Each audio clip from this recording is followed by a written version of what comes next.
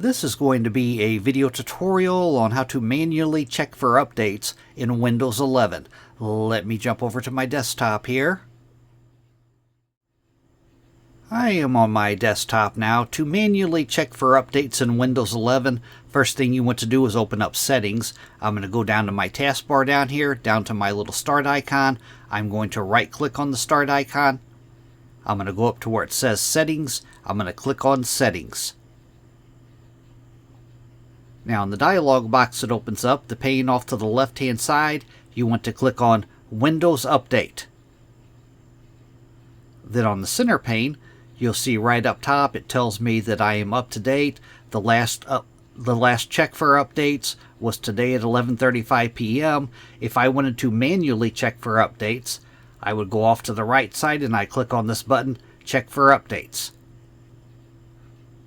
As you can see, it is manually checking for updates now. Down below that, you have the option to turn on automatic updates. Get the latest updates as soon as they're available.